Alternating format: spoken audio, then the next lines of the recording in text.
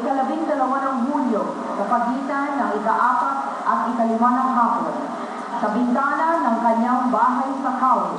Ipinahayag ni General Emilio Aguinaldo ang kalayaan ng Pilipinas. Magdan natin ang pagsasadula ng makasaysayang araw na ito.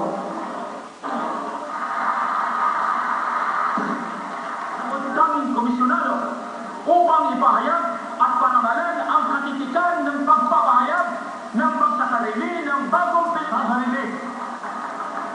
Hiwalay at kalag na sa kapangyarihan ng Espanya.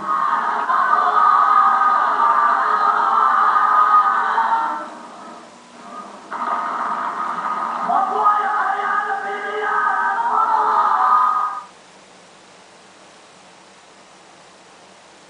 Kaya ng mga dumalo noon na sila ay nagpapamalas ng isang makasaysayang gawain, maaaring alam nila, maaaring hindi. Subalit, makasisiguro tayo na noong araw na iyon, ang buhay ng 8 Pilipino ay nabago at narito ang grupo ng Yeshua para ipakita ang pangyayaring ito.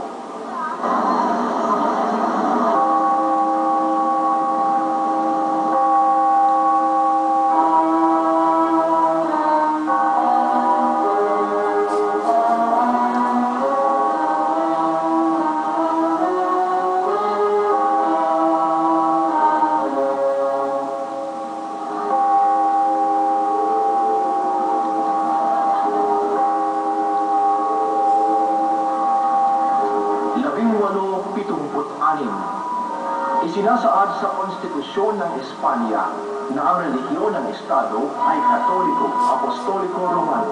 Mapait ang parusang naghihintay sa sinumang mahuling mayroong banal na kasulatan.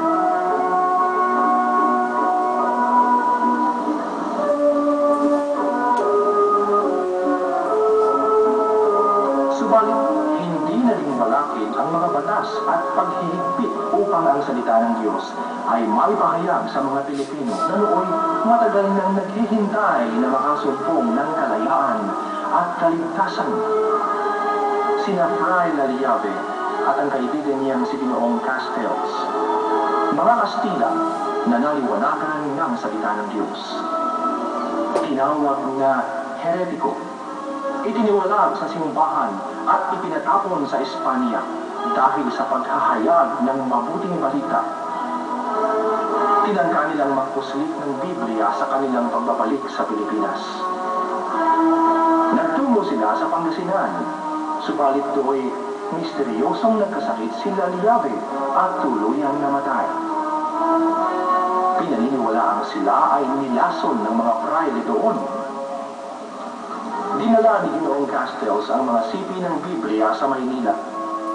Ito ay nasabat ng mga otoridad. Subalit sa makapangyarihang pagkilos ng may kapal, siyam na sipi ng Biblia ang naipuslit at naipagbili sa mga Pilipino sa halagang 3 piso.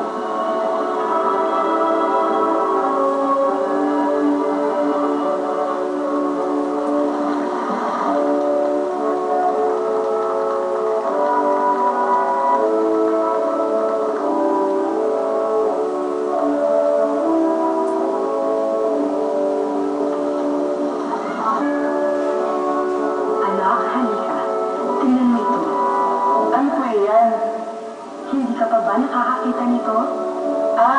Alam ko na. Ito po yung librong binabasa ng mga prayle tuwing misa. Inay, paano po kayo nagkaroon yan? Hindi po ba't ipinagbabawal yung basahin ng mga prayle? Huwag kang mag-alala, anak. Nasa ating mga kamay ng Diyos ang katotohanan. Katotohanan magpapalaya sa atin ang ganap. Niloob ng Diyos na makakuha tayo ng sipi ng Biblia mula kay na Ginoong Castells upang tayo ay maligtas sa kapahamakan.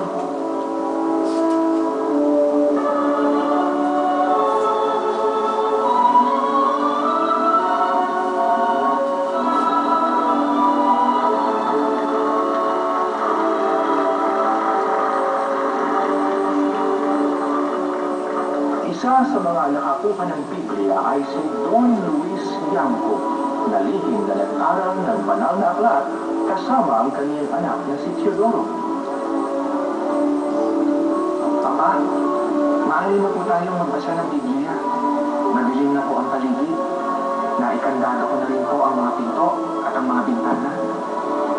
Buti naman anak. Halika na, basahin na natin ang banal na aklat. Ang Biblia po, Papa. At narito po, alam ko naman sa aandap-andap na liwanag lamang nito tayo maaaring magbasa upang di tayo mahuli ng mga praile. Ang salita ng Diyos ay hindi daw anak na magbibigay liwanag sa madilim nating lipunan.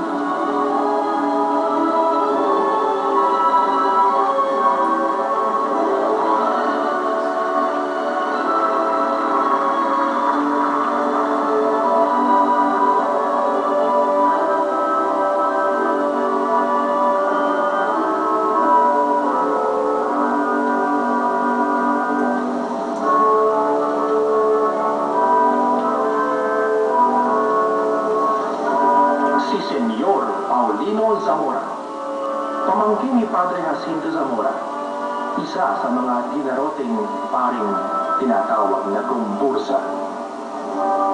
Naging revolusyonaryo dahil sa matinding galit sa mga Kastila. Nakakuha ng di-kumpletong sipi ng Biblia mula sa isang kapitan ng barko at nakumpleto nang makakuha ng kasulatan mula kina Llave at Castells. Nag-aral at nagturo ng Biblia sa kaniyang pamilya at maging sa mga kapitbahay sa Bulacan. Ipinadakip, ikinulong sa Bilibid at ipinatapon sa Madrid. Subalit sa kaniyang pagbabalik, dala niya'y hindi lamang bagong lakas at tatag ng pananampalataya, kundi mga sipi ng banal na aklat. Ang kanyang anak na si Nicolas na naglingkod bilang sundalo ng katipunan sa ilalim ni General Gregorio del Pilar ay kadalasang nakikitang naghahayag ng mabuting balita sa kaniyang mga kasamahan. Siya ang kauna-unahang Pilipinong pastor at tinuturing na prinsipe ng mga Pilipinong protestanteng mangangaral.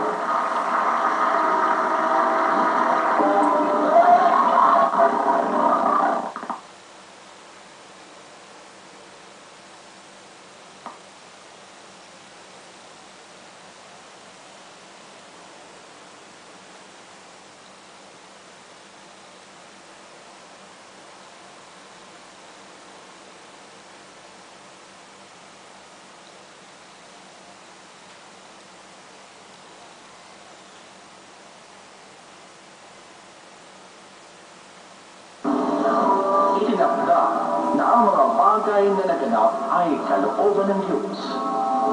Tila nabuksang patubig ang rumagasang pag-agos ng pagpapahayag ng mabuting balita. Ang mga dating nakatali ay pinakawalan.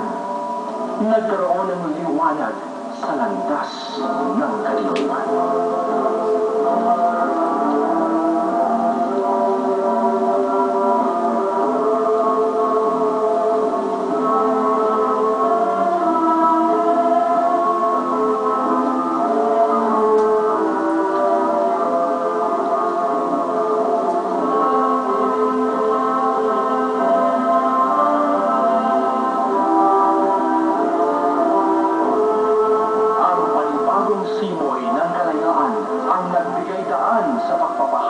Ng mabuting balita ng kaligtasan. Ang mga Amerikanong sundalo, mga Kristiyanong nakidigma bilang pagsunod sa bayan, di sila nagkatubili na ipahayag ang kanilang pananampalataya sa mga Pilipino. Ano ba yung pinagkagawa ninyo? Ito mga sipi na Biblia. Saan niyo naman yan nakuha? Pinamigay ko ng mga Amerikano. Alam mo, natutuwa ko dahil malaya na tayo. Mas matuwa ka dahil sa kaliang nagmumula kay Kristo. Tama ka, ang kalayahan ng ating kaluluwa at ang kaligtasan na sa ating puso ay di malulupit kailanman.